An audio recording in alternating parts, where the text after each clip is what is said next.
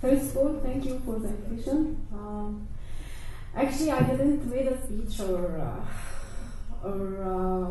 I didn't think of something, and I was imagining that you are going to ask me something, and I will give just an answer for it. And maybe you are expecting me to tell you stories about heroes in Tahrir, about the earliest days in Tahrir Square when the Egyptian revolution took place.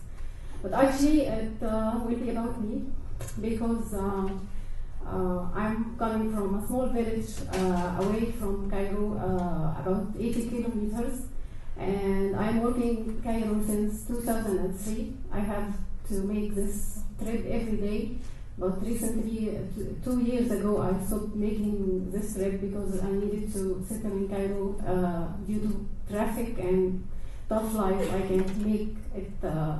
Takes about 3 hours to go and 3 hours to get back.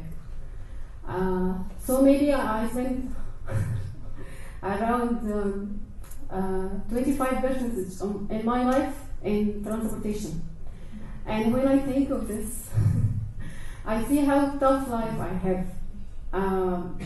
And thanks God, I'm not saying that I'm not happy because I have a lot. And I feel responsible because I have the chance to learn and to have experience.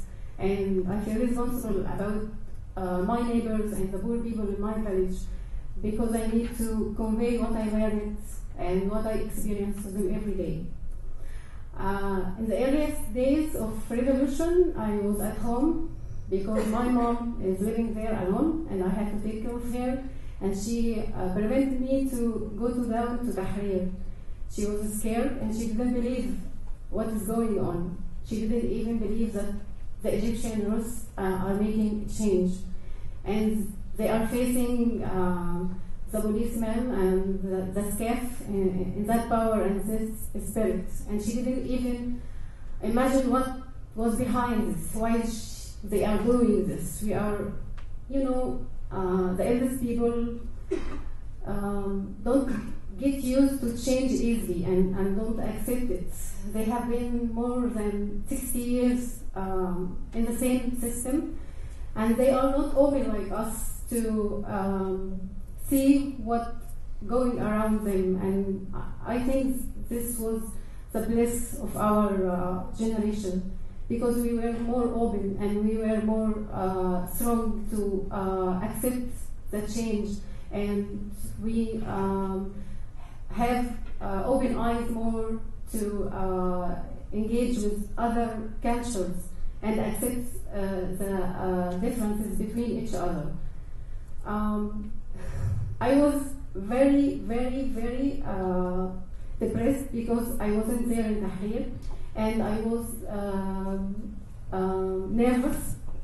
I don't remember in these 10 early days how many hours I slept, because I need to watch TV from time to time, and with the connections with the cell phones was down, was off, and the net also was off. I didn't manage in the first days to see my friends there, to check if they are okay or not.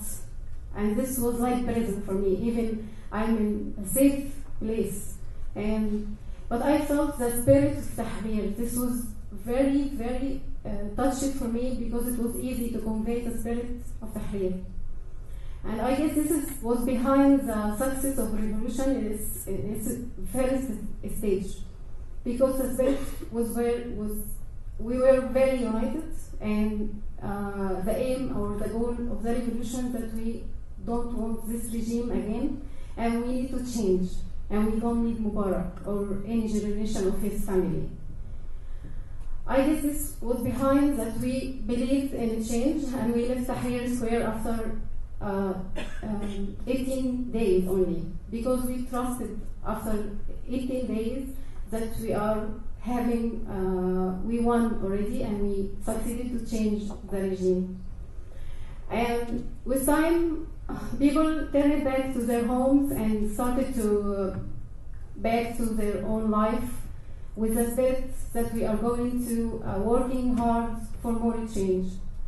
But with time, with the SCAF and with the how he was controlling the country, we felt there is no change. Because when he declared, we were hoping that we are going to change the institution, the whole institution for Egypt. They just suddenly declared a questionnaire about a few items in the institution, which we see as the youth, especially the youth, see it's not enough, and also it will be the main cause that brother Muslim who are the only ready party to control Egypt. We thought that we need more time to give to new parties to have new chances and to be represented in the parliament, and youth also to give them chance for taking chances to contribute in changing Egypt and developing Egypt. I remember this day, I take it off from work because I needed to say no for the institution changes. And I remember a very old lady in my village, I don't know her, I just met her this day. She was coming with helping with her son, and she maybe, she was around 80 years old or maybe over 80 years old. She can't read and she can't write. But I asked her, are you coming here to say no or yes? She said yes. I asked her, what are you going to vote for? She told me she doesn't know, but she will ask. And I was affected by this lady a lot, because I see when we were honest with ourselves and when we were united more on only one aim, that we need to change Egypt. And we are going to work hard for one goal. It was easy to convey to the whole people. Even if she said yes or no, for me it doesn't make any difference. But I mean that she get down from her home and walk a long distance to say this. I had many chances after that to go to Khairy, because from time to time there were protesters all the time, mainly actions after, because from time to time there were also huge accidents where martyrs and a lot of Egyptian youth in jail. But there was no response from the government or the SCAF to respond for their needs or what they are asking for. But I had the chance more to attend the anniversary of the Egyptian youth, and this was for me very different, because when I get down to Tahrir, I never felt the same way I felt when I was in prison in my home in the earliest days. It was a huge people. Some of them are celebrating like Muslim brotherhoods because they already reached the parliament and they wanted to make peace now, and they want to make a chances to just work on. And there were others while they are struggling for we need new governments, represented youth more, we need to change the policemen, we need the trials to be more effective, because actually we don't have a real trials until now for the old regime. It's only like blaze. So I guess when we lost the main aim why we are doing this, and why when we in my opinion view, when we deal with Egypt like a cake, every party wants a piece of it, the revolution get down again and back again.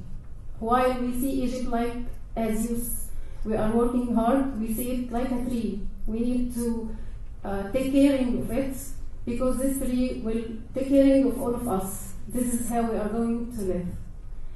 I myself working as an architect in a firm and consultant office, and I'm interested in sustainable development. I'm involved in many NGOs in Egypt, and I see a lot of things I have learned and I have experienced. I never think that I would be interested in after the revolution, because I'm supporting a new delegate for being the president. So, okay, I'm sorry, I'm just telling you that we are experiencing new things here, and we are still working on to make real change in Egypt. I guess we need to make another revolution, another part of revolution. Thank you.